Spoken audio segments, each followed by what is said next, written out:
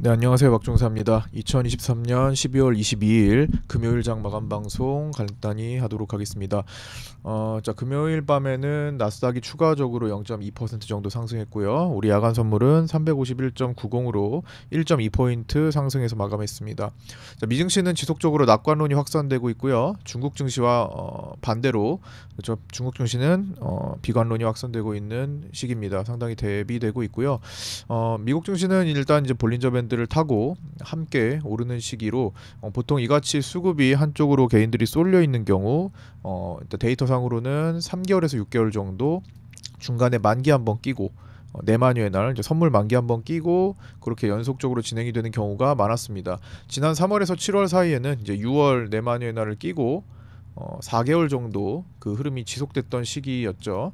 그래서 그때가 바로 이런 시기들 여기서부터 여기까지 갈 때 진행됐던 거 중간에 6월 만기 한번 끼고 있었죠. 이때도 지금 우리는 요 시기에는 이제 12월 만기가 한번 끼고 있어서 3월 만기 도래하기 전에 한 차례 이제 꺾일 가능성을 염두에 두고는 있어야 될 것 같습니다. 그 중간에는 이제 1월 CPI 정도 다가오고 있고요. 1월 FOMC가 하고 FOMC와 CPI를 중심으로 일정을 놓고 이제 봐야 될 것 같고요.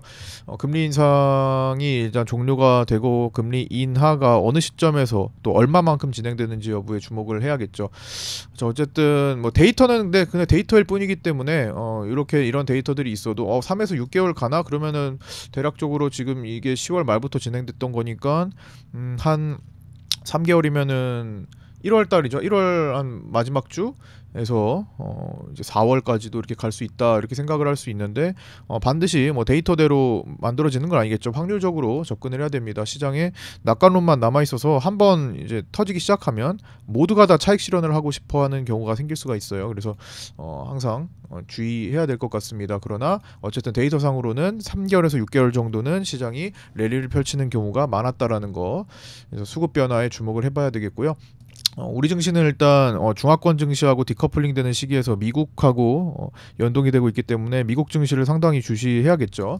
국내 증시는 일단 외국인들이 11월 달에 상방으로 스위칭을 완료했잖아요. 이제 그러고 나서 지속적으로 매수 우위 포지션을 좀 보이고 있었습니다. 코스피 선물 특히나 이제 외국인들 중심 포지션이 형성되어 있는 미니 선물에서 외국인들이 산다 그러면 외국인들의 의도는 상방이다. 미니 선물에서 외국인들이 판다 그러면 외국인들의 의도는 하방이다. 미니 선물은 외국인들의 영역이다라고 생각을 하시면 됩니다.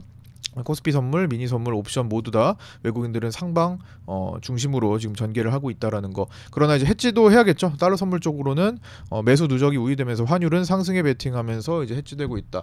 환율도 뭐 특별하게 깨지 않았어요. 요게 완벽하게 뭐 환율까지도 지금 주저앉아가지고 이제 하락 추세로 바뀌었다면은 조금 이제 편하게 상승을 볼 수 있을 텐데 지금 월봉으로 보시면 환율은 계속 추세를 지금 지키고 있는 바닥 구간입니다. 그래서 환율이 언제든지 첨핑이 될 수 있는 그런 시기이기 때문에 좀 너무 편안하게 볼 수는 없을 것 같아요. 외국인들도 여기에 6, 7천억 이상 지금 내수로 누적되어 있고 물론 한 달 한 달마다 만기로 경신이 되긴 하지만 1월 옵션의 어떤 트렌드를 보면은 외국인들은 콜옵션 매도에 주력하고 있습니다. 외국인들이 아무리 상방을 전개한다고 하더라도 옵션에서는 그래도 한계점을 두고 있죠. 357.5를 기준으로 외국인들은 콜 매도를 많이 늘리고 있습니다. 그 자리는 이제 개인들이 콜 매수를 상당히 많이 집중하고 있는 그런 자리고요. 그래서 개인들은 콜옵션 매수에 주력하고 있고 특히나 지금까지 콜옵션이 많이 수익이 좋았죠. 우리 증시가 여기까지 올라오면서 지금 12월 22일 금요일에는 353.35까지 갔었는데 그렇게까지 올라오면서 콜옵션의 수익이 상당히 좋았음에도 불구하고 개인들은 익절하지 않고 보유 또는 추가적으로 콜옵션을 매수하는 낙관적인 모습을 상당히 많이 보이고 있습니다. 상당히 공격적이죠. 주로 350에서 360 콜옵션을 개인들은 집중을 하고 있다라는 겁니다.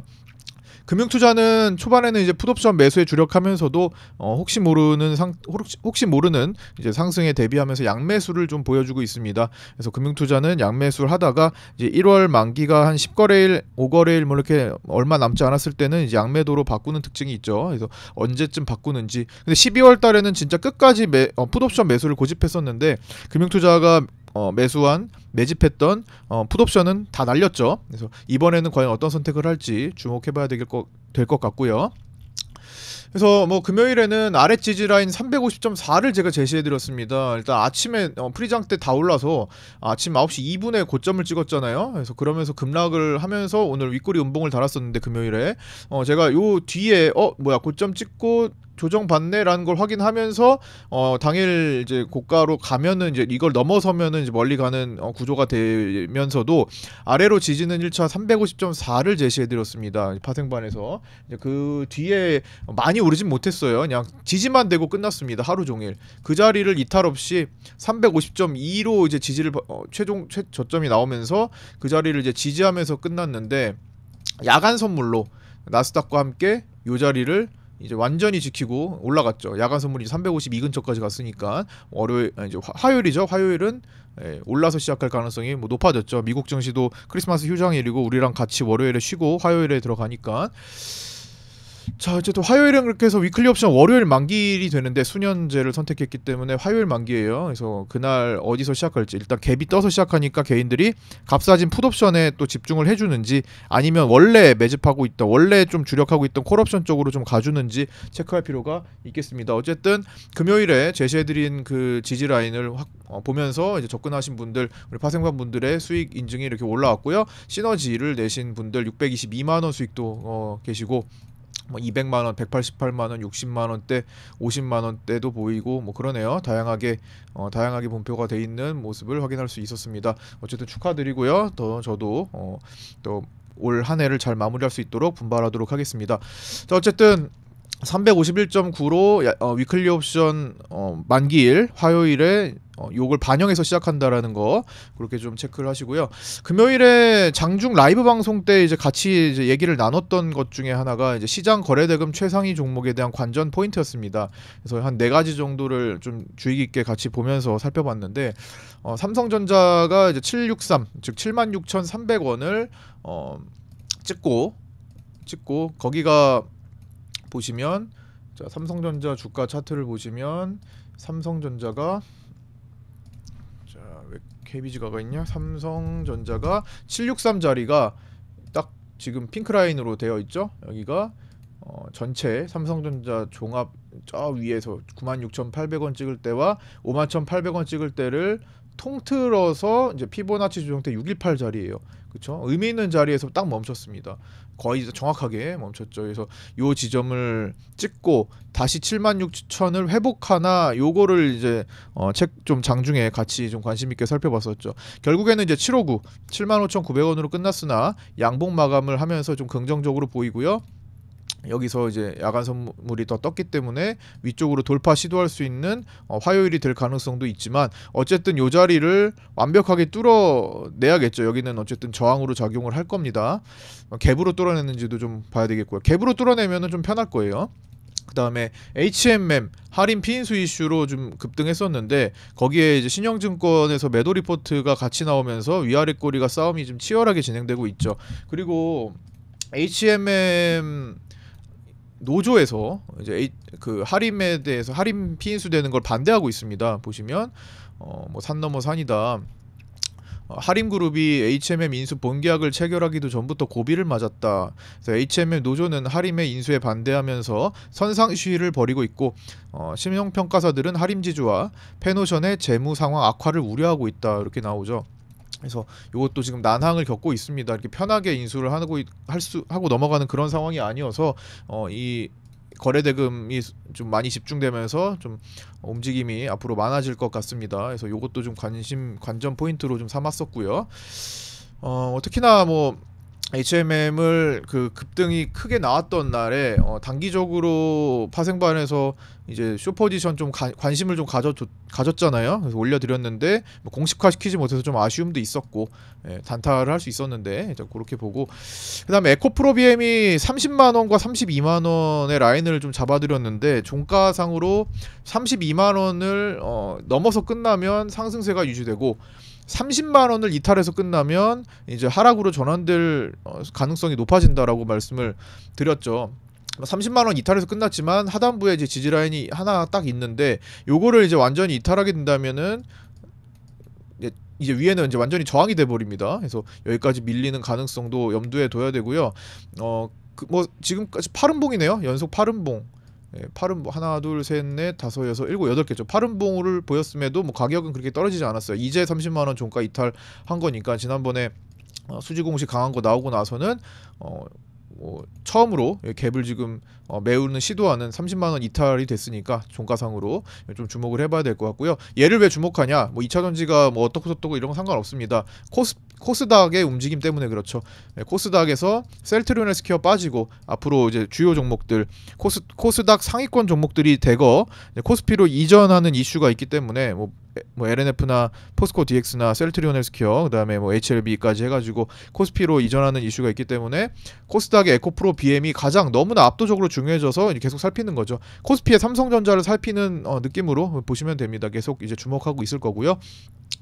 포스코 DX가 64,000원대 고가 돌파할지 이것도 이제 코스피 이전 이슈로 지금 떴던 거고 그 이슈가 또 부각이 되면서 목요일 금요일 올랐는데 진행 중인 상황이고요. 62,600원으로 끝났나 할 겁니다. 그래서 요거는 이제 최근에 개인 선물 매도가 좀 많았더라고요. 그래서 좀 긍정적으로 보이는 상황인데 그 64,000원을 과연 돌파하면서 고가를 또 경신할지 주목되고 있는 그런 상황입니다. 그래서 이런 관전 포인트들은 이제 라이브 방송 때 같이 이제 우리끼리 살피는 거고요. 거기에 대한 요약을 한번 같이 좀 올려봤습니다. 그 다음에 장중에 생긴 변수가 하나 있었죠. 오후에였는데 이제 오후에 시장이 꺾일 때, 오후에 시장이 선물이 여기서 꺾일 때 가장 영향을 많이 줬던 거, 특히나 코스닥. 자, 요 부분이죠. 요 시기 1시 30분 넘어서 시장이 하락했고 코스닥을 보시면 특히나 하락률이 좀 하락이 좀 많이 나왔죠. 거칠게 나왔죠. 그 기간 동안에 그 구간 동안에 요때는 이제 게임주 악재가 좀 터지면서 코스닥을 하락으로 좀 만들었던 것 같아요. 이제 그게 가장 큰 신호탄이 됐던 것 같고 요거는 요 기사를 한번 같이 보시면 될 것 같습니다. 중국발 악재가 나왔는데 이건 크래프톤 기사인데 여기 보면 증권업계에 따르면 이날 중국 당국은 온라인 게임 관리 방법 초안을 내놨다. 과도한 사용과 보상 제도에 대한 규제 조치를 골자로 한다. 즉 온라인 게임은 매일 등록, 매번 충전, 연속 충전 등 이벤트를 통한 장려책을 시행할 수 없으며 가상 도구를 높은 가격에 매매하거나 경매하는 거래 행위를 할 수 없도록 하는 내용을 담고 있다. 또 온라인 게임은 충전 한도를 설정하고 서비스 제공 시 비합리적 소비 행동에 대한 팝업 경고도 제공토록 하는 내용도 있다. 뭐 이런 것들 이게 지금 발표가 되면서 이 발표 직후 중국 인터넷 플랫폼 텐센트와 경쟁업체인 넷이지의 주가가 폭락세를 탔다. 그래서 텐센트는 홍콩 증시에서 12% 하락했고요. 넷이지는 싱가포르 증시에서 8%의 급락을 보이고 있었습니다. 2시 1분 기준으로. 어쨌든 그러면서 이제 중국 매출과 관련이 있는 크래프톤이 가장 세게 영향을 맞은 종목이기도 하죠. 데브시스터즈와 함께. 그래서 데브시스터즈, 크래프톤은 특히나 12월 들어서 외국인 선물 매도가 이제 증가하고 있었는데 그걸 보면서 파생반에도 요거를 계속 주목하자라고 올려드렸던 시기였어요. 그런데 시장 자체가 워낙 낙관적이기 때문에 일단은 매도를 조금 뭐 그렇게 공격적으로 공식화 시키지는 못해드렸는데 좀 아쉽더라고요. 이거를 계속 살펴보자. 이제 이거 숏 포지션 라인업 올려두고 좀 주목을 하고 있었는데 갑자기 이제 급락이 나온 거죠. 그래서 좀 많이 아쉬워서 장중에 라이브 방송 때도 많이 이야기를 좀 나누곤 했었죠. 요날 급락이 나왔다. 그다음에 위메이드, 넷마블 같은 것도 이제 영향을 많이 받았고 이 외에도 게임주들이 전체적으로 좀 좋지 않은 오후 시간을 보냈습니다. 요게 지금 보면은 악재에 상당히 민감하게 반응을 하고 있잖아요. 지금 우리 시장을 통틀어서 보면 외국인들이 선물 매수를 지금 평소에 루틴대로 하면은 이제 거의 가득 채운 시점입니다. 2, 3조 원 라인에서 이제 완벽하게 매수 이제 풀로 넘어가느냐 아니면은 평소에 루틴대로 가느냐. 이제 루틴대로 가면 어느 정도 2조 원 조금 넘어갈 정도로 채워지면은 외국인들은 이제 매도 욕구가 차익 실현 욕구가 생기는 단계로 넘어간다라는 거예요. 이제 그런 상태에 이제 가득 채워놨는데, 즉 이렇게 이제 수조라고 치면은 수조의 물이 매수 이제 낙관으로 이제 매수로 가득 채워놨는데 여기 이제는 이거를 어떻게 하나 이제는 좀 덜어내고 싶은데, 즉 밥으로 치면은 맛있는 밥을 꾹꾹 눌러서 지어놨는데 이제 맛있게 먹고 싶은데 그럴 만한 상황이 이제 나오면 좋겠는데 이제 그럴 만한 상황이 나오지 않으면 조금씩 익절을 하는 거고요. 반대로 여기가 이제 구멍이 하나씩 뚫려버리면 와르르 쏟아질 수 있는 위험에 처하는 겁니다. 그죠? 구멍이 이렇게 계속 뚫리다 보면은 이게 완전히 무너져 버릴 수도 있겠죠. 그래서 이제 섹터별로 구명, 악재 발생이 나오면 쏟아지는 형태, 악재가 나오지 않으면 단계적으로 탄탄한 증시가 지속되면서 위에서 한 입씩 베어 먹으려고 할 거다, 이런 식으로. 그래서 게임주에서 악재가 발생하니까 그 종목들이 와르르 쏟아지는 경향이 강해졌습니다. 이제 그런 상태고요. 이제 유동성 장세가 아니니까 이제 느린 순환매가 나오면서 이제 평상시에 거래와 호가 없이 밀리는 종목은 상당히 많은 시기인 점도 착안을 해야 될 겁니다. 그러니까 이 돈이 다 작업이 끝나고 다음으로 넘어오려고 한다라는 거예요. 동시다발적으로 막 밀어붙이는 유동성 장세는 결코 아니라는 겁니다. 그래서 순환매에 초점을 맞춘다면은 천천히 밑에서 좋은 종목을 골라내는 게 또 골라서 기다리는 것도 상당히 좋은 시기임에는 분명합니다. 이제 그러나 글로벌 공통적인 사항이죠. 파산 기업이 계속 증가하고 있습니다.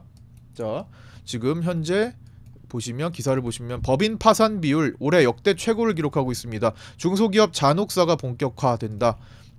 올해 법인 파산 비율 이 역대 최고를 기록했다. 신종 코로나 바이러스와 계속된 경기 침체를 버티다 못한 중소기업들이 벼랑 끝 선택을 하고 있다는 분석이 나온다 해가지고 보시면 전체 법인 수 대비 파산 비중이 상당히 급증한 모습을 보이고 있죠.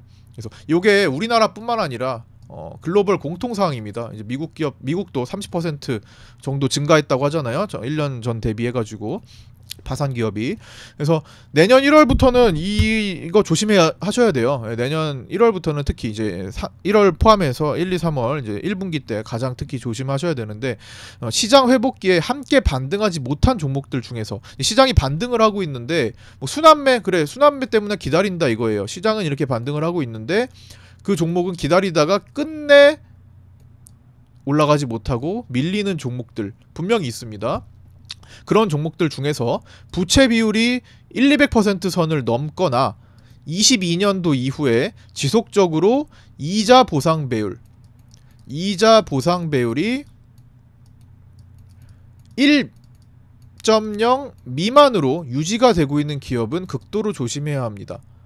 자, 이자 보상 배율은요, 부채 비율의 한계성을 좀 보완할 수 있는 중요한 지표입니다. 부채 비율은 이제 업종 특징도 있고요. 그런 기업 특징 차이가 있으므로 이자 보상 배율을 중점적으로 보완해서 체크를 해야 되는데, 이자 보상 배율은 영업이익을 금융 비용으로 나눈 값입니다. 좀 쉽게 말해서 번 돈 중에서 얼마를 이자로 내고 있냐를 따지는 지표예요. 번 돈을 모두 이자 비용으로 써버리면 이자 보상 배율이 1.0이 됩니다. 그 이하면은 번 돈으로도 수익이 난 금액, 수익금으로도, 기업의 수익금으로도 이제 빌린 돈의 이자도 커버하지 못하고 있는 수준이라는 겁니다. 그래서 1.0 미만으로 오랜 기간 동안 유지되면 뭐 좀비 기업으로 버티다가 도산하는 경우가 발생할 수 있겠죠. 그게 먼저 주가에 나타난다면 반등 장에도 올라가지 못하고 빌빌빌 대다가 무너지는 경우가 많이 나오게 됩니다. 그래서 지금까지는 그래도 이제 반등장이 초입이었으니까 아직까지는 반응이 안 나왔다 쳐도 1월, 2월 요 이제 1분기 지나가면서도 계속 그런 모습이 보인다면 이자 보상 배율이 1.0 미만으로 계속 유지된 기업들은 다 걸러야 된다라는 겁니다. 그게 안전하다고 생각해요. 그래서 그렇게 좀 체크를 한번 해보셨으면 좋겠습니다. 자, 이제 크리스마스 이브 저녁인데요. 남은 크리스마스 연휴 즐겁게 보내시고요. 저는 월요일 위클리 옵션 만기일, 즉 26일 화요일 아침 8시 20분에 라이브 방송에서 찾아뵙도록 하겠습니다. 구독자 정보 공유방 따로 운영하고 있으니까요. 구독자 단톡방 구독하신 분들은 모두 들어오실 수 있으니까 구독자 단톡방에 들어오셔서 함께 하셨으면 좋겠습니다. 유튜브 댓글에 오픈톡 주소 올려놨으니까 그쪽으로 문의 주시면 됩니다. 자, 모두 즐거운 연휴 보내시고요. 화요일에 뵙겠습니다. 감사합니다. 고생하셨습니다.